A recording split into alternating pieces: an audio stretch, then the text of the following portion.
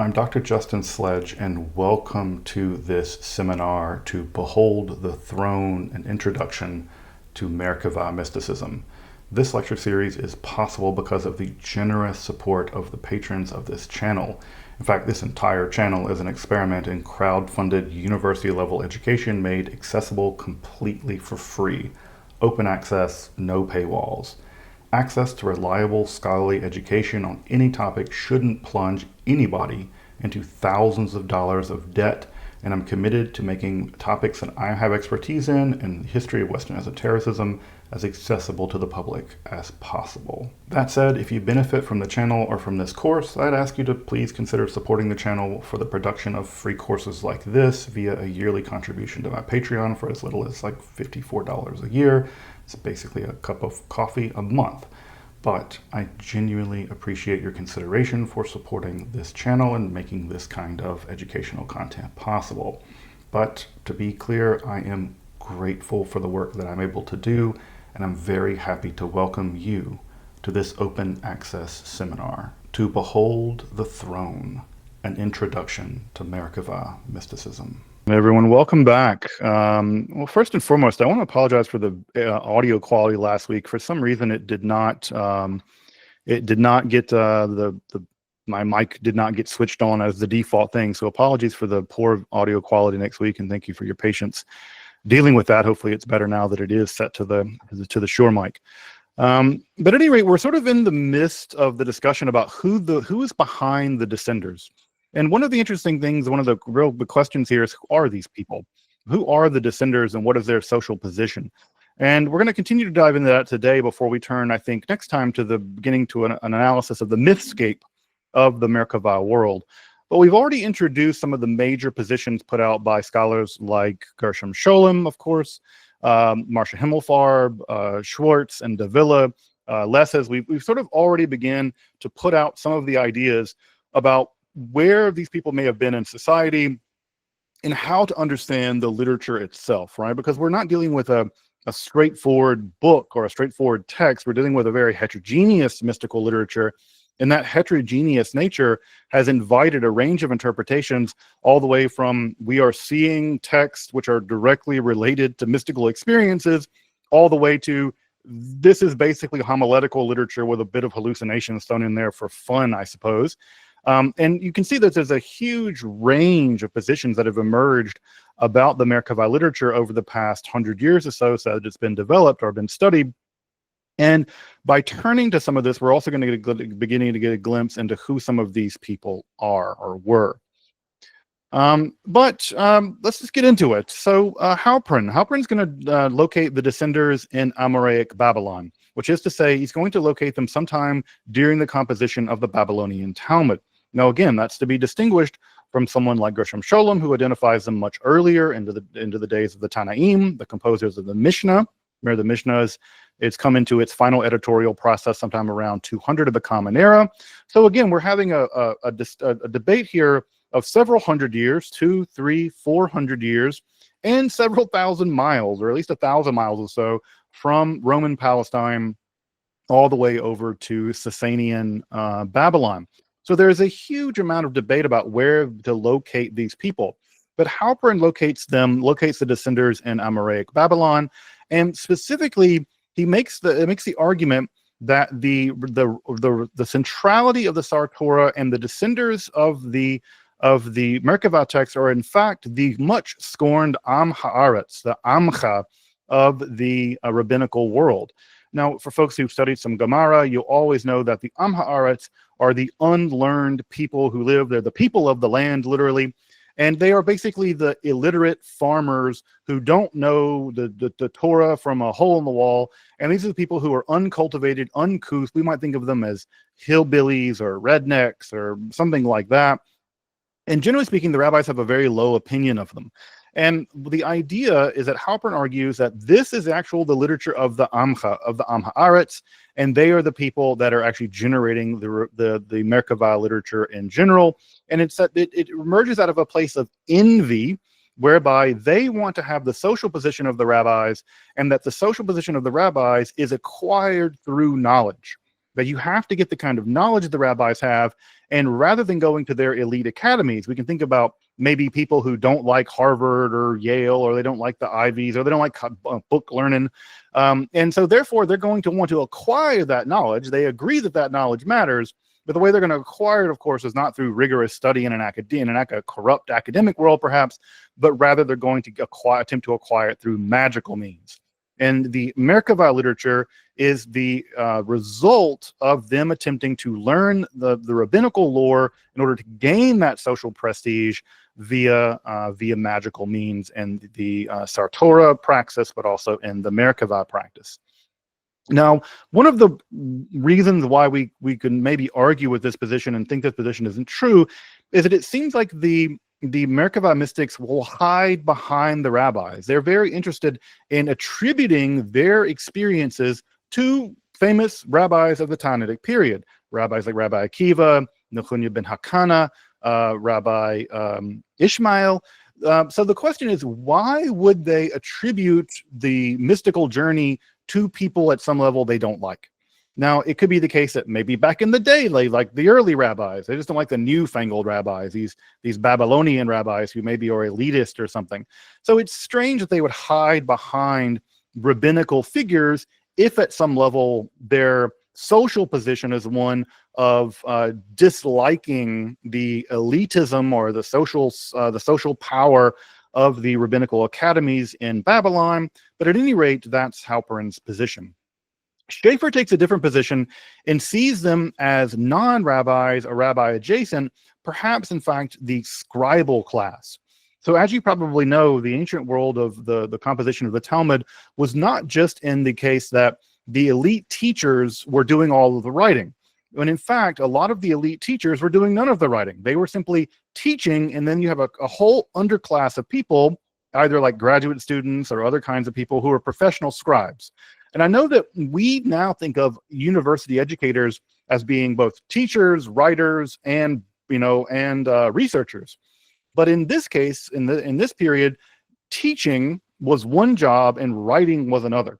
And being an expert writer did not mean that you, in fact, weren't able. You could be an excellent teacher, an excellent thinker, and never do any of the writing.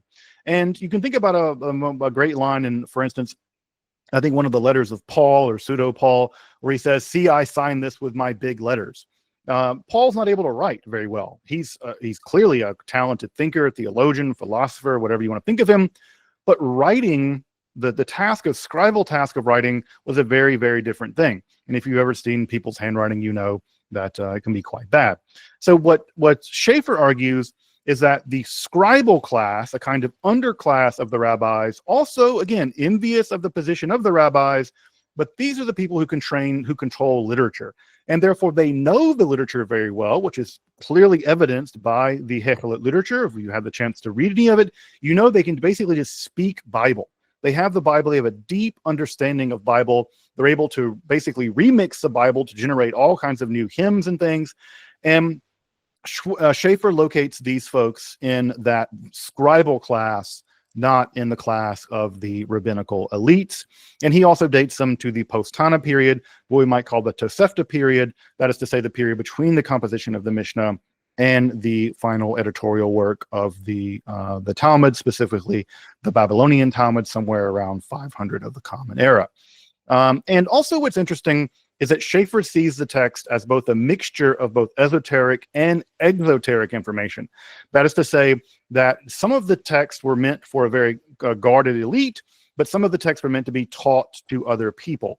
And so we'll talk about some of those sections he thinks were meant to be taught to other people, and specifically at some of the hymns and things he thinks were meant to be taught. And of course, those were taught, and they ended up in the Jewish liturgy to some degree, of course.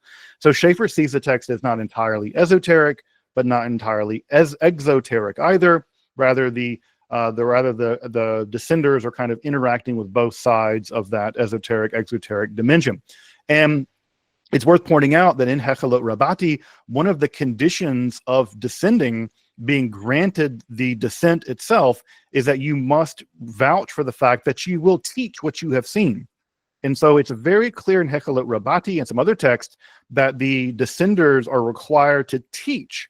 and in fact teach a wide range of people, and to teach them what they have witnessed or what they have beheld in the realm of the Merkavah, which again is a fascinating kind of thing, because we think of these texts as deeply esoteric, but the Hekhalot Rabbati texts make it very clear that they're meant to be teaching this material out loud. Now, again, you can see how that would rub up against the edicts of the rabbis, as we've talked about at length. The rabbis have a deep allergy to the teaching of this material, to the exegesis of this material, and yet Hekhalot Rabbati says not only are you allowed to descend, but your descent is dependent upon the fact that you have to go and teach this, and if you don't teach it, Hekhalot Rabbati says that you will in fact be you'll be punished, and some pretty gruesome punishments for not teaching what you have learned. So again, this is always the interesting thing. What is esoteric? What is exoteric? How do we draw that line? Is it the case that everything mystical is esoteric? Does esotericism imply necessarily something that is necessarily hidden? Should the esoteric be taught? And then what does that even mean? So again, I think Schaeffer points out very importantly that what we're looking at here is, again, a heterogeneous literature that can't quite make up its mind about where it lands on the spectrum of esotericism to exotericism. Schwartz, who's written indeed the very best book on the Sartor literature, which you can see here on the slide, called Scholastic Magic. What Schwartz argues is that what we have in the Merkavah literature, and specifically in the Sartor literature, are a kind of non-academic scholar practitioner. Now, I know that Dr. Angela Pucca will roll her eyes at hearing me talk about scholar practitioners, but I want to sort of frame it in a bit more contemporary language. But what they argue here for is the idea is that there is an elite rabbinical academic world, right? Think of this as the world of college, or of the elite colleges.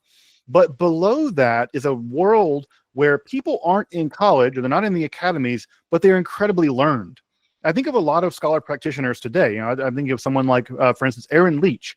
Aaron Leach is one of the most learned people I've ever talked to about magic, but he's not in academia. He's a practitioner. But if I wanted to learn something about the Abramelin ritual, or some Solomonic magic stuff, or especially in Nokiana, there are no academics I'm going to. I'm going to Aaron Leach, because Aaron Leach is a guy that knows that material like the back of his hand. And in fact, him being a practitioner, and a very specific kind of traditionalist practitioner, has made him even more avail himself of this information in a way that shows that he knows the information, I think, better than any academic who studies in Okiana, or perhaps the academic study of magic. What Schwartz is going to argue is that the Merkavah mystics are like that. They're autodidacts. They're people who are attached. They're getting information from the academic world. They're getting information from that, but they're actually doing it themselves, and they're not part of that academic world. Rather, they're generating the information and studying it on their own. So in this case, and I think Davila is right about this, what we're seeing there is a kind of para-rabbinic or non-rabbinic, and yet still learned, right? Yet still learned. Now, of course, we're still talking about a tiny fraction of the population. Now, of Judeans have always been slightly more literate than than surrounding people, just because of the religion itself is such a bookish religion. But we're still talking about a tiny fraction of people, of course. But that's what Schwartz thinks is what we're looking at are non-academic scholar practitioners, and I think that there's something to that as well. Davila, on the other hand, wants to locate the Merkavah mystics closer to the people who are producing Jewish books of magic. Now, one of the things that's important, and we're going to have a whole lecture about this later on, is that Jewish magic is emerging in a very strong way during this period, and we're going to see very important magical texts like the Charba de Moshe, an Aramaic book of magic, the Sefer HaMalbush, another, I think, Hebrew book of magic, the Sefer HaRazim, the Book of Secrets, recovered from the Cairo Geniza. There's a ton. There's several, a handful of important books of magic. And one of the things that you will notice if you read Sefer HaRazim or you read Charba de Moshe, you'll realize that there's a lot of overlap, especially between things like sacred names, magical names, and the kind of ascetic practices that show up in Sefer HaRazim, that show up in Charba de Moshe. And what Davila wants to do is say, the same people producing the Jewish magical literature are also the people doing the descent literature. And even more to Davila's point is that if you take a look at some of the more esoteric documents in the Kairoganiza, we're talking about astrological documents, magical documents, and descent documents. One of the interesting things is there is one scribe. There are several scribes who are composing this, but there's one scribe who has his pen in all of them. And so clearly that one person, this anonymous person operating sometime in the 10th century or so, was interested in astrology, interested in magic, and interested in descent literature. And none of that should be surprising because that's all connected together, of course. So this is to Davila's point that the people composing this literature were more attached to the magical world. Now, does the people composing the magical text mean they're non-rabbinic? Absolutely not. If you read the Babylonian Talmud, you will know that there is tons of incantations and magical formula in the Babylonian Talmud. There are versions of things like the abracadabra triangle. There are versions of techniques to get rid of various demons that live around. There is a great technique where you take I think the afterbirth of a cat. This is in tractate Masechta Berachos and Berachot, the first tractate of the Talmud. And it says that if you take, I think, the afterbirth of a cat and burn it and then rub the ashes of that in your eyes, then you can see Shadim. You can see demons. Not that you would want to do that, because the Talmud says that if you could see the Shadim, that's all you would see because there's so many of them. But at any rate, that's a magical technique for allowing you to see the Shadim, is by using I think the afterbirth of a cat reduced to ashes.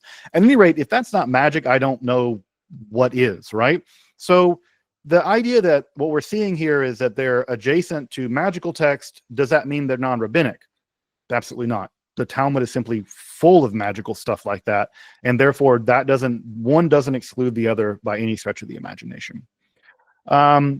Schwartz, again, Michael Schwartz has written this fantastic book on the scholastic magic and the Sartora, argues that these folks are, again, scholarly, they're learned, they're in the academies, they're sort of around the academies, but they're expressing more of popular religion than the elite religion of the rabbis. Now, again, what is popular religion? It's hard to say what exactly that looks like, but I would suspect that popular religion often looks like folk religion everywhere, in which, in many cases, if you look at sort of folk Catholicism or even folk Protestantism, right, in certain circles like the powwow culture, there's a lot of magic in there. There's a folk religion includes a lot of magic, and Schwartz seems to think that this expresses a kind of folk magic. But I think the problem with that argument is this is incredibly learned, which is to say there's a lot of it's very bookish. You got to memorize a bunch of code words and seals and signs and hymns, and in many ways that doesn't seem terribly folk-like. Whereas the more magically adjacent material would seem more folk-like, one might say. But at any rate, again, they're trying to see where are these people located. What is weird to me, and I'll just again speak from my own position here, is that no one wants to just say they're maybe rabbis. That they were maybe rabbis, that they were actively doing something by day and doing a very standard rabbinical thing by day, and then by night they were doing something else. There's something about a lot of these scholars where I don't quite understand it, where they just don't want to come out and possibly say this was a rabbinical thing. And I think this is part of a hangover that has existed for about 100 years or so, a little more actually, where there's always been among scholars a desire to detach Jewish mystical and magical practices from Orthodox Judaism. There is a sense in which the Wissenschafts des Judentums movement said, we like the Talmud because it's very dialectical, it's very argument-driven. We don't like the Zohar. That's not really rabbinical. And so it got demoted in terms of when it would be studied. In fact, movement Judaism in the United States, in some sense, has been robbed of texts like the Zohar, which are totally normal in the Orthodox world, but they're removed from it because a couple guys, by the way, almost all of them converted to Christianity, they didn't like, it made them uncomfortable that the Judaism they wanted was a rational kind of Judaism. It was a ethical monotheism kind of Judaism. And all of this mystical, magical, Zohar, Kabbalah stuff irritated them. It worried them. They would think, oh, if the Germans see that we believe all this stuff, then they'll think we're superstitious and bad, and they'll stoke the fires of anti-Semitism. Of course, the Germans didn't care what kind of Jew you were when it came down to it. Anti-Semites don't care. And so it didn't work. I think that this is part of a larger hangover from this idea, is that somehow we need to protect rabbinical Judaism. Right, we need to protect it, and we protect it by separating off this weirdo stuff, right? This heterodox, magical, whatever. But of course, we know that if you study the history of Hasidism, you study the history of Kabbalah, magic was all the way through all of that. The Baal Shem Tov was a magician. He did magic. He did the things we would now recognize as magic. This was a thing that existed in rabbinical Judaism. And there's no reason to think that it didn't exist in rabbinical Judaism in the past. And so one of the things, again, I just want to lay this out here. We might be looking at what I would say is something equivalent to the Catholic clerical necromantic underground, which is to say that these people were rabbis by day, and some of them were descenders at night, right? Maybe an eclectic group of them. Maybe they were a bit weird, but there's no reason to think, to my mind, right, that these people couldn't have been rabbis. Why are we trying so hard to locate them somewhere else when the thing to do is just to locate them right there amongst each other? So at any rate, what we can say here, right, is that, and again, Lesses, I think, makes a very important position where that what we're looking at here is more of a magical connection. And I think what's interesting also is that Lesses, who really is interested in the ascetic practices of the descenders, likes to locate them with other kinds of ascetic baptizer groups that existed in Babylon, like the Manichaeans and the Mandeans. And again, sort of that world of baptizer religions, they want to locate them more in there. At any rate, what we can say is that there is general scholarly agreement that the Merkavah mystics have their origins somewhere in Palestine. So 2nd, 3rd centuries. That seemed, again, this is where sort of Gershom Scholem lands. It seems to really explode and come into, right, its real fullness in the Babylonian context over in the academies of Sura and Pumbedita and places like that. And it seems to go from Palestine, east, and then it seems to go west again, right, back into Palestine, over into Egypt, through North Africa. It seems to ultimately end up in Italy and finally be redacted in Germany sometime in the 13th century. So that's generally the scholarly agreement about how this goes. So we have Palestinian origins, the real Bildungsromans, right, the real coming of age of the Merkavah literature as literature, especially in the Amoric Babylonian context, and then it moves west again, and eventually ends up in Egypt, in Italy, and then finally into Germany with the editorial process of the Chasdei Ashkenaz. It's one of my favorite pictures of Gershom Scholem. He's a young buck here. This is a great photograph of Gershom Scholem wearing the most ill-fitting kippah imaginable. He's actually sitting in a sukkah, which is appropriate for this time of year, and he's studying the Zohar. So this is just like my favorite. Sometimes in the sukkah you put out pictures of your ancestors in the sukkah so they can be there with you. This is a picture I would love to print out and put in the sukkah with me, because who doesn't want to hang out with Gershom, studying the sukkah in studying the Zohar in the sukkah. Well, I guess again here I'm going to sort of interject my own position here, and you'll forgive me if I do so, and I'll try to do so very briefly. But Scholem has carried the day, and I think that the arguments that have been put forward were, so much of it is to undercut Scholem and to say no, Scholem got it wrong, and it's actually homiletical literature. I want to say let's just go all the way with Scholem. I say Scholem and Mash, like let's just literally take this to Scholem and say Scholem got it right, that the Merkavah mysticism couldn't have come from nowhere. It came from somewhere. What is the only thing that it could have come from? It could have only come from the apocalyptic world. It is an extension of the apocalyptic. And I think I've said this before on several occasions, the Merkavah literature seems to be practical apocalypticism, born out of the apocalyptic matrix. That's exactly the position that Scholem takes. let's just double down on that. I don't see why not to double down on that. And I think what we can see is it's not a linear progression, right? It's a rhizomatic progression where out of that apocalyptic matrix emerges Jewish magic.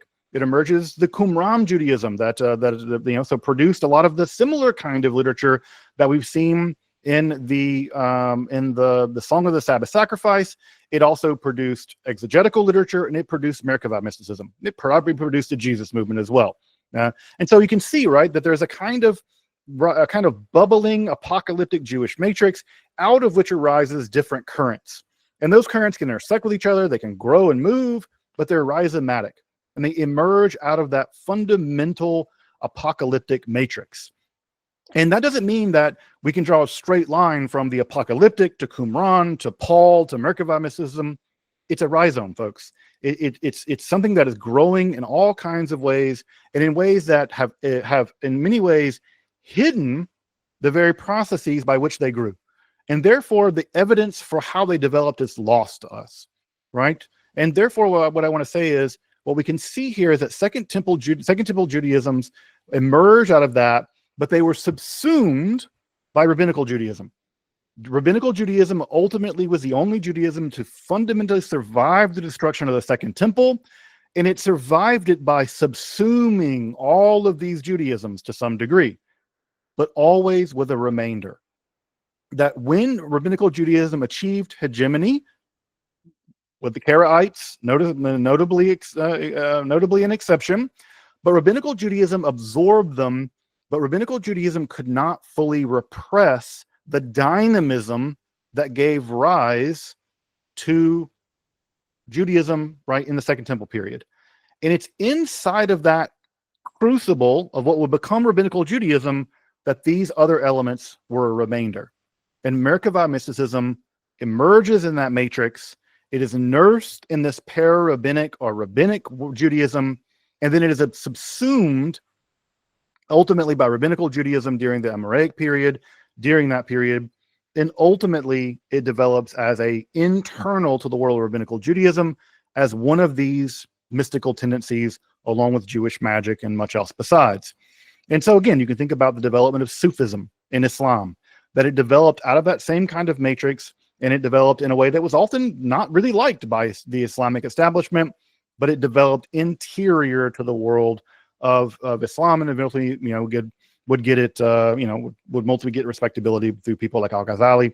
But at any rate, what I want to compare the descenders to is Kiekefer's idea of the clerical necromantic underground. I think what we might have here is a rabbinical Merkavah underground, because in many ways, who is capable of the literacy? Who's capable of the ritual praxis? Who's capable of the kind of community that you would need to write this down, to transmit it, and to continue that process of transmission? And what is the first time that we see anyone discussing it? The High Gaon, right? The High Gaon is the first person. The first person to really talk about this is a rabbi, and not just a rabbi, the head rabbi of one of the most prestigious academy in all the Jewish world at that time. So, and he seems to know the praxis, by the way, right? He wink, wink, nudge, nudge. So I think that what we should think about here is, if I may, again, and with all due respect to these amazing scholars, and with thank you for your patience, but I think that the model that I would prefer is to follow something like Kiekefer's model, where what we're looking at, right, is some version of the Jewish equivalent of the clerical necromantic underground. And I think all those weird prohibitions and all that anxiety that you see in Traitet Chagiga, that anxiety tells me who's doing it. It's people in their ranks. It's someone close to them. It's people they know, right? And I think that tells me that we don't need to go look for the Amcha in the hinterland doing this. To me, I think that the Kiekefer model is the model that I would prefer. But again, I say that I'm arguing this position, and that also these amazing scholars, I would like to give, again, with all respect for them, they should have, in some sense, the last word, if possible. But I would also like to, again, carry the flag of Gershom Scholem. May his merit protect us. How did the descenders locate themselves? This is another clue. This is another way into this mystery, right? Because the descenders could not totally hide from us. In the very literature they left, they have to leave a fingerprint. There's forensic analysis that we can do, and we can get some sense of who these people were, right? This is a beautiful mosaic, Roman mosaic from the Galilee. It's probably one of the most beautiful mosaics from the ancient Roman world. I think sometimes she's referred to as the Roman Mona Lisa. It's a very beautiful, just the skin tone of her face and stuff. It's really, really impressive, the mosaic work there. But what can we know about the descenders? The rabbis don't talk about them aside from sort of wink, wink, nudge, nudge. So we never get any insight into who they are via the rabbinical literature. But this should not surprise us, because guess what else the rabbis never talk about? They also never talk about incantation bowls. And we know that there were tens of thousands of incantation bowls made right underneath them. So who is that? Who are those people too? And again, this is probably some overlap, of course, between the incantation bowl people and maybe the Merkavah people. Who knows? But the only way that we can get access to them is through the literature they've left behind. So what do we know about them from that literature? How do the descenders hint at who they were in the text that they've left behind to us? And we do have some clues. First thing is they're literate. They're literate. They're able to write in Hebrew and Aramaic. Of course, they can write in Aramaic, right? That's the language of the day. But they're also able to write in good, clean Hebrew. They're also experts in the Bible. They know Bible extremely well. In fact, in many ways, you can look at many of the hymns of the Merkavah literature, Hekhalot Rabbati, and you can see that they're remixing Bible to make those hymns. So in some ways, they can speak Bible. So they're very learned when it comes to Bible. Secondly, they know something about the rabbinical world. They're in the rabbinical world to some degree. They know how the rabbinical imagination works. They know how to talk like rabbis. And so the language betrays that to some degree, they're in that world in some ways. Secondly, you have to have enough people to make literature, copy literature, and disseminate literature. If you have one manuscript and that manuscript's destroyed, your entire system is lost. If we have survived to this day about 47 manuscripts of the Merkavah literature, one might conclude, it would be at least reasonable to conclude, that this literature had some group of people dedicated to writing it, copying it, and disseminating it. Because we see the manuscripts, right, end up in Cairo Geniza. We see them the elements of the Amoraic period. We see Greek and Latin in some of the text, and we see them moving. That takes a critical mass of interest. It takes a critical mass of people. It takes a critical mass of labor. You have to have someone working, doing the work of copying these texts out. And these texts are not short. Hekhalot Rabbati is a lengthy, difficult document. We have lots of people writing this stuff out, copying it, and disseminating it. So that takes some critical mass of the population, the Jewish learned population, to do that. So I don't think we're talking about 3 weirdos. That the numbers don't work there. We have to be talking about a larger part of the critical mass. And secondly, people have to be interested enough to copy this stuff. If a manuscript comes across my desk and I look at it and go, this is just crazy, I'm gonna, like a lot of emails I get emails from people. I'm like, yep, not reading that. This is just nuts. I'm not going to interact with that. I'm not going to take it seriously. I'm not going to copy it. I'm not going to respond to it. That's not what we see with the Merkavah literature. People are interacting with it. They're editing it. They're textually manipulating it. They're putting it together. They're copying it, and they're disseminating it. That takes some part of the population, right? And if it were just one document, right? If we're just one document, we could say, that's maybe we could talk about the survivalship bias. Sure. It's not one document. There seems to be half a dozen documents, all of which seem to have been composed in different places, different editors, different textual forms. This shows a populational interest. And therefore, again, I think we can say this is not just 3 or 4 weird people. This is some group of people with some degree of social mobility transmitting this literature in the world, right? Secondly, they seem, like I said, they're literate. They have Hebrew and Aramaic. They seem to have some Greek, right? As we've mentioned, there are Greek codes, one might say, or at least Greek words put into some of the Nomina Barbara and Hekhalot Rabbati. They also seem to know something about the magical literature of the time, because in many ways, for my folks who know PGM, the Greek magical papyri, the Greek magical papyri and the Nomina Barbara kind of literature of the Hekhalot literature look very similar. And so they're adjacent to a world that knows about magical practice. So there's adjacent to that world. And again, I shouldn't have to remind folks that Sefer HaRazim, the Book of Secrets, found in the Cairo Geniza, is our earliest Western grimoire, right? It's one of the earliest grimoires like it of its kind to be recovered basically intact. And again, it's right up there with texts like the Greek Magical Papyrus number 4, the Great Magical Papyrus now located in Paris. These are our earliest, right? And Sefer HaRazim is probably earlier than PGM 4. In fact, it still has a memory, still knows about horse races, which are going on in the Hippodrome there in Athens. And we can even date to when that Hippodrome was shut down by the Christians, I believe. At any rate, this literature seems to know that magical literature. Further, they have some degree of rabbinical education, and they have some degree of popular education, which is to say they seem to know, again, like I said, the magical world adjacent to them, the non-Jewish magical world, but also they seem to know rabbinical lore. This is the reason why we have texts, right, that are put in there that seem to be paralleling to Talmudic literature. So they seem to know both of those worlds to some degree. Next, they know how to compose liturgical poetry. These are people in synagogues. They're hearing prayer. They're hearing prayer every day. They know what Jewish prayer sounds like, and they're able to generate new prayer. That takes poetic skill. You can't, I'm not a poet. You can't just generate random liturgy from nothing. That requires you knowing Jewish liturgy more generally, and you being able to generate the liturgy that is, and if you've read Hekhalot Rabbati, even if you're not reading it in Hebrew, you will get some sense of the liturgical power, the poetic beauty of these texts.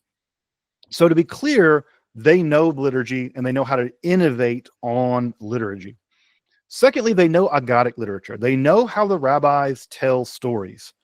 The rabbis have a very distinctive way of telling stories, how they engage in narrative, how they engage in what is called Aggadah. And this Aggadah literature, which we see in the Talmud, of course, and in the Midrashim, we know that there's a particular way that they write. And in many ways, the narratives of the descenders mirror the Aggadic literature. And therefore, they're in communication with the way the rabbis write legends, right? Legends in the sense of, the tales of sort of mystical things, or just any kind of tale that you see in the Talmud. They know how to write Aggadah. And so that tells me again that from a literary point of view, they're learning to write from rabbinical sources. But these are people who are looking both ways. They know the outside non-Jewish magical world to some degree, but also they're intimately involved in the liturgical life of Judaism and in the ability to compose Aggadic literature. And again, this is why I want to increasingly put the emphasis on the distinct possibility that we should be locating these people within the rabbinical establishment. So where does this take place? Almost always, the literature takes place in one of two places. It takes place either in the temple, so that's the place they love to have these stories take place, or it seems to be taking place in an academy. If these people were Amcha, if they were the people of the land, we would expect something like the Zohar, where these people are roaming around in the middle of nowhere, and they have these kind of visions and stuff. In fact, we see that in the Talmud, where they're on a journey on a donkey, and all of a sudden they have this, the angels come down after he reads after he does the exegesis correctly. Many of the stories in this literature occur in the temple, right? And that makes sense, because where are you going? You're going from one temple to another. Now, is that a historical memory? I don't know. Probably not, perhaps. But that's where they're choosing to locate themselves. When they want to tell a story about their mystical praxis, they locate the doing of it in an academic setting and in a temple setting. Right? And that, again, tells me what are their values. And again, that might just be nostalgia on their part. It might be literary. But why did they choose one place over another? Why are they choosing academies if they hate the rabbis? That doesn't make sense to me. It seems to me that they're choosing the academy because that to them is a sacred site. Why? Because in the rabbinical imagination, where do you go when you die? You go to Gan Eden, you go to the Garden of Eden, and what's in there? It's an academy in the sky. They imagine there being an academy in the sky that they go to and continue to do debates with Elijah or whatever, right? This is a rabbinical mindset of the temple, right, and of the academy. Further, who do they hide behind? The literature is pseudepigraphic, very classically apocalyptic in nature. Who do they put in the mouth? Whose words are they putting into the mouths? Always Rabbi Akiva, Nechunya ben Hakana, right? Rabbi Ishmael. They're putting this stuff into rabbinical mouths. They're talking about the 10 martyrs, right? They're talking about the people of the rabbinical world. These are the people they want to be representing them.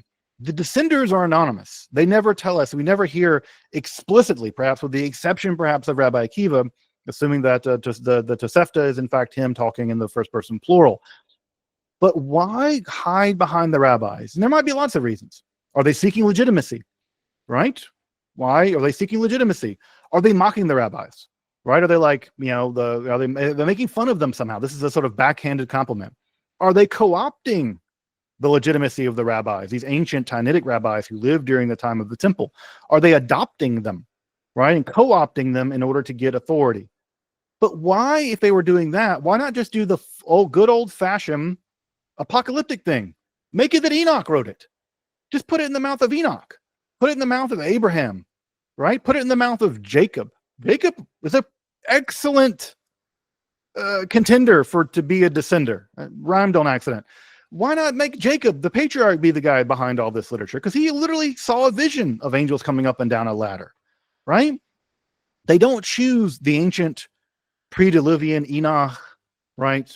Jacob, Abraham, right? Sometimes they'll choose Moses, but almost always it's the rabbis of the Talmudic period. Why them? And this is a good question. And I think that it's them because that's who they respect. That's who they respect. These are the people who are the greats.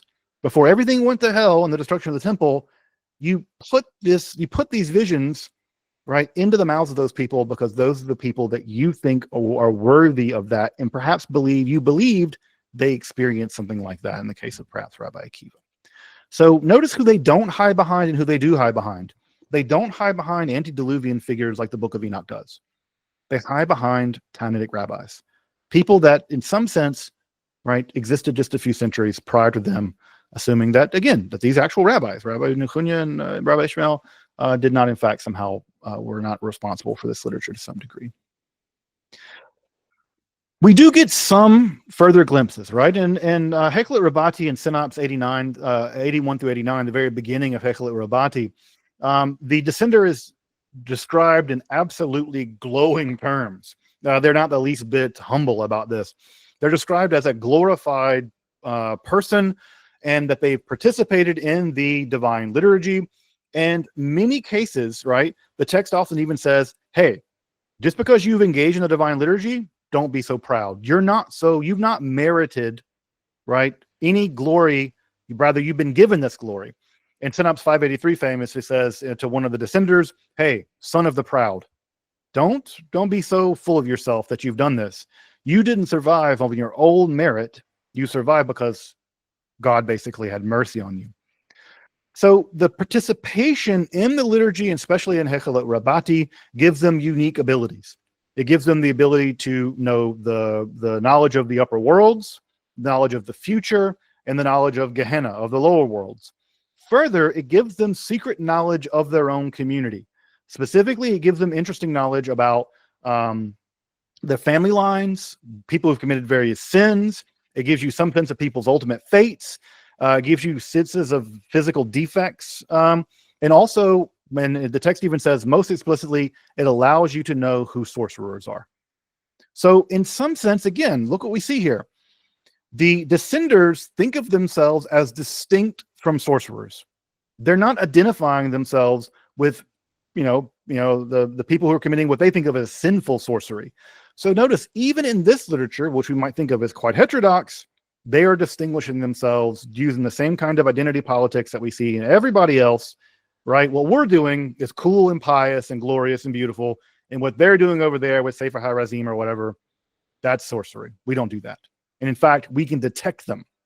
We can know better than anyone else who is in fact sorcerers. And even to a higher degree, the text seems to refer to themselves as Elijah-like in character. And in fact, it refers to them as a refiner of silver and gold. that Elijah is allegedly was going to be one of the things that Elijah is able to do in the rabbinical imagination is reestablish the correct priesthood. That everybody who's actually a priest will be detected by Elijah, and before the third temple comes, they'll be able to put them back into the correct ritual purity system. What the text is doing is making the descenders Elijah-like, and by extension, making them somewhat messianic. And if you know from Tractate Sanhedrin in the Gemara and the Babylonian Talmud, one of the things that the Messiah will be able to do is he'll be able to judge people without knowing what they've done. They will be able to smell them and judge them, the Talmud even says. There's a way in which the descenders are being made into messianic-like characters in their own imagination. And one of the things they're really picky about, one of the things the descenders seem to really care a lot about, is impurity. Were you born in an impure way? Are you a mamzer? Are you born to a forbidden sexual relation? Are you born to a person who is nida, who is not properly purified after menstruation? These folks are really, really worried about that kind of material, and this is one of the special things that the descenders come to know. So again, a special attention to ritual purity, which that should not surprise us. Why? Because the Sartor literature, upon which a lot of this descent literature is organized, is obsessed with ritual purity. In those cases, especially the Sartor literature, the text seems to imply that you need to be able to isolate yourself. Now, isolation, for those of us who like to be isolated, know that isolation is a luxury. You cannot be on your own by yourself without having money. You can't be on by yourself without being able to support yourself, having enough money that you can get food and provisions. Isolation requires some degree of luxury. And so in some ways, what we can see here is that these people don't look like people, they look like people of means. They're able to procure things. They're able to meet with people. They're able to have conversations and descend to the throne, as opposed to doing what? Working, right? Having a job. They're not working in the fields 12 hours a day and then descending when they have a spare moment. These people seem to be people of some degree of means. How much means? Not clear. But isolation, ritual purity, that requires some degree of means. Secondly, they're a community. The descenders always talk about themselves as a chavurah, as an association. I don't like that word, association. Chavurah, community, I think. They see themselves as people interacting with each other. They are a group of people. In fact, they see themselves as an extension of the academy. They call themselves, these are the people who come out of the yeshiva, it says. They're coming out of the academies. They have students, talmidim, right? They talk about themselves as having students. And even in some cases, they go on the descent with scribes with them. And you'll know this in Hekhalot Zutarti, where the descender has people with him. There are people in the descent with him, and he's speaking out loud, and they're writing it down in the descent. So again, how do you have scribes and students? You only can have that kind of stuff if you have some degree of social prestige, some degree of social means. Again, to me, this looks more and more like we're talking about rabbis and not just random strangers. These are people with social connections. They are not outcasts. They are people with students. They are attached to the academies, and they have scribes, at least in some cases. Those people have to get paid, right? You can't just have scribes. Again, how much does it cost to have a scroll, to have ink, to have a trade professional writing out your stuff? Because someone had to write this literature down. It didn't write itself down. Professionals had to write it down. Who paid those people? Right? Where did they get it from? And so again, we're talking about a layer of society, while perhaps not elite, is still not just everyday, regular, the baker, the tanner, and the candlestick maker.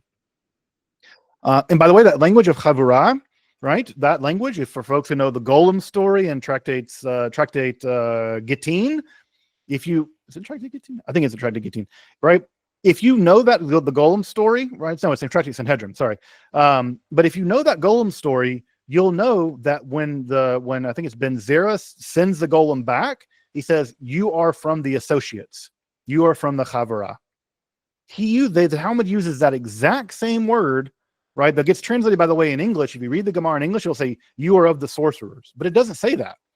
It doesn't say sorcerers.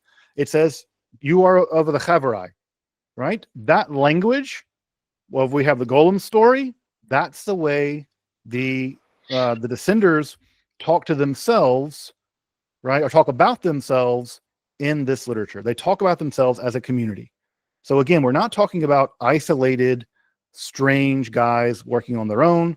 We're talking about a community of people engaging in this praxis.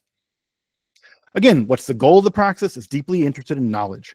That seems to be the primary interest of the descenders. They want to know.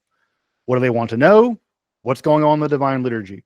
What's up there? How to avoid it, right? They're thinking about, for them, knowledge is what's important here. They're trying to learn what's going on in these upper realms and come back and teach it. And that knowledge takes the form of a raz, a secret. And you see this language of raza de raza constantly in this literature, secret of secrets. They're interested in the secret world of the divine, and they're interested in getting into that world and learning that knowledge. And I think, again, this language sounds a bit like gnosis, right? They wanting to get this gnosis. Now, it's not salvific, right? This is an important thing about this literature. Whatever they're learning doesn't save them, and in fact, doesn't seem to do anything other than give them, supernatural powers. But at the end of the day, they're interested in it, all right? And it is a kind of knowledge that generates within them supernatural powers, and that seems to be at the core of why they're doing all this. And who doesn't want some supernatural powers? Now, what we also get in this text is that the text also indicates that they're persecuted, right? They are the target of gossip, that people defy them, right? Who's going to defy you if you don't have power? Defiance is only, right? Defiance is only happening to people who have some degree of power or want to have some degree of power. But the text talks about them as subjects of gossip, right? Subjects of being defied, right? Again, who's defying them? And even they're subject to physical attacks. People are attacking them physically, Hekhalot Rabbati says. So we get some sense that they're in society, but maybe they feel persecuted to some degree, right? Maybe they feel persecuted to some significant degree. But they know that God will be on their side, right? Why? Because the angels will defend them. In fact, the angels will attack their enemies with classic rabbinical attacks, right? Skin diseases, which is the rabbis love to give people skin diseases, stumbling blocks. And one of the more interesting things is that what the angels will do is divorce them. They'll give them a get, right? Or excommunicate them, or render them karet. Now, that language, right, of a bill of divorce, of divorcing your enemies, that language is interesting because it seems the sort of marriage mysticism of the rabbinical world where Israel is married to God. Well, if you can get the angels to give somebody a divorce, that's divine excommunication. But further, think about the magical bowl literature, the incantation bowl literature. How do you get rid of Lilith in much of that literature? You get rid of her because, according to the rabbinical imagination, Lilith comes into your house. She has sex with you. The act of having sex means that she's married to you, right? That's one of the ways that you can establish kedushin, I suppose. You can have sex, and by having sex, the only way to get rid of her is to do what? Give her a get. The magical incantation bowl literature is a get sometimes. It is a divorce document between the man that has been assaulted by Lilith and Lilith. And so here we have a case where the descenders threaten angelic gittin, excommunication writs, to people who oppose them.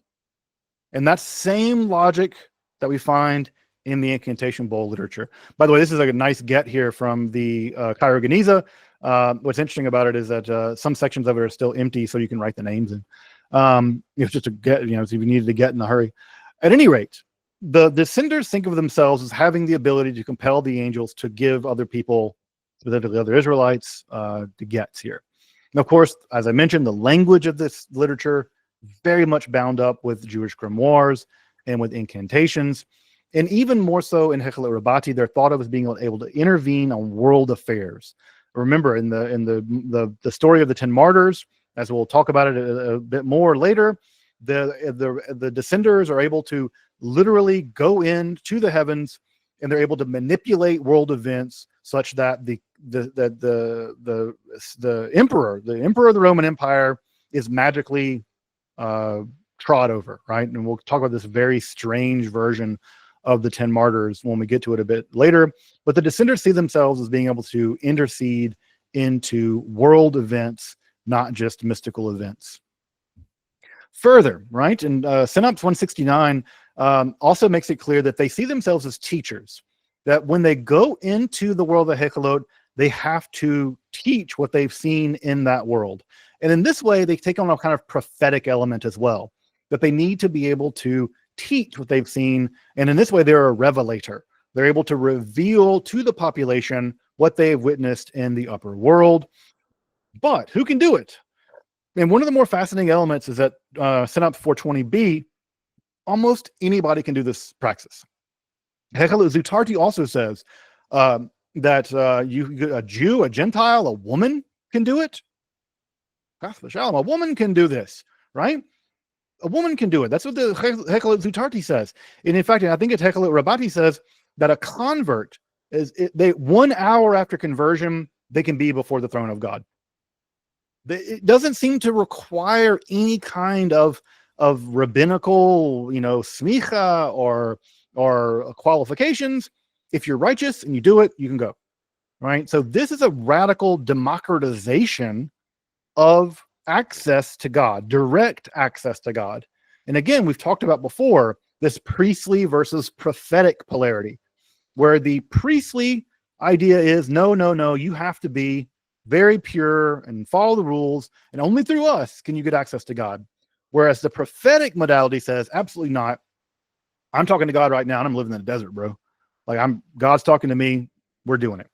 This seems to be a prophetic version, right, of access to God, which is radically democratizing. And yet, Rabbi Ishmael is often said to have a unique ability to descend to the throne because of his priestly background. So the text, again, there's tension here, because there's, on the one hand, there seems to be radical democratization, and that's the great promise of magic, right? Is that you become as powerful as the priests through your direct ability to manipulate the world, right? But yet we have this priestly element that remains in the text with the, for instance, equality of Rabbi Ishmael. So which is it? I imagine there's just a dialectic here, right? And sort of there's a teku issue. The text cannot quite make up its mind, where on the one hand, it likes the priestly power, right? But on the other hand, it seems to also be committed to a radical democratization of apocalyptic access to the divine. But I think that, again, we can see them as locating themselves as having supernatural powers, right? We know that they, in many texts, will have specific rewards in the afterlife. They gain control of evil spirits. They have direct answers to their prayers. They are promised visitations by the Shekhinah, the presence of God. They're given some legitimacy in terms of the Torah that they know. That's also in this text as well. And finally, they're going to be given some kind of special communal recognition. Synopsis 705 says that the good name of the descender will go into all the places of Israel. But as we wrap up, I think Synopsis 349 gives us our best thumbprint, right? Our best impression of how the descenders thought about themselves. How did they conceive of themselves? And Synopsis 349 is absolutely beautiful. And it says, right, in sort of a rhetorical piece of poetry, in what mortal person is able to ascend on high, ride on wheels, descend below, search out the inhabited world, to walk on the dry land, to gaze at his splendor. Remember, that language, gaze at his splendor, has a kind of erotic quality to it, right? To gaze on the splendor, to dwell with his crown, to be transformed by his glory, to recite praise, to combine letters. That's a bit magical element, bit like Sefer Yetzirah, right? We get this, you combine letters and you're able to manipulate reality through the combination of letters. So we get this kind of proto Sefer Yetzirah kind of Betzalel kind of quality of what they're able to do, to recite their names, angel names, divine names, to have a vision of what is above, a vision of what is below, right? Remember the one thing in Tractate Chagiga, it's better to not even be born than to inquire about what was above and what is below. What did the descendants say? We had a vision. We're given we're able to see what is above and what is below. Not only is it we're not worse to be born. We've seen it, right? To have a vision of what is below, to know the explanation of the living, why there are people, to see a vision of the dead, right? A vision of the righteous dead, to walk in rivers of fire. Remember, that is how the angels are purified in, I think it's Hekhalot Rabati, is that once they get close enough that in order to get close to the divine throne, they must undergo mikvah, they must be dipped in what? Into rivers of fire. And to see visions of the dead, to walk in rivers of fire, and to know the barak, to know the lightning, and who is able to explain it, and who is able to see it. And the answer, of course, is us. We have this. The descenders, we have achieved all this. And again, if you think about all that, that looks like, I mean, I wouldn't say a god, but to have all those abilities, it's like a demigod. It's like a Greek hero. You have all of these powers. That is the promise of the Merkavah literature, is that by descending to the throne, you will experience all of that. Now, the danger, of course, right? That's the great promise. But as we'll see starting next week, the Hekhalot world, or the mythscape of the Hekhalot, as I'm calling it, the mythscape, you do not get all of this easily. The world of the Hekhalot, the world of Merkavah, right, is a world of unimaginable danger. It, again, if you've had the chance to read the literature, you'll know that the mythscape looks much more like a Dante-esque hell than any heaven. And so in order to navigate that world, what we will turn to next is the mythscape of the Merkavah. When you get there, what will confront you? And the answer is horrifying horses that drink blood, and angels dipping in rivers of fire, and lightning and hail, and angels that will kill you with tens of thousands of iron axes before disemboweling you and pouring you out as if you were in a ladle. So the great promise is to be the ones that descend on high, to see the visions of the dead, to recite praise and combined letters. But that comes at the peril of your annihilation in the world of the Hekhalot, which we will turn to next week.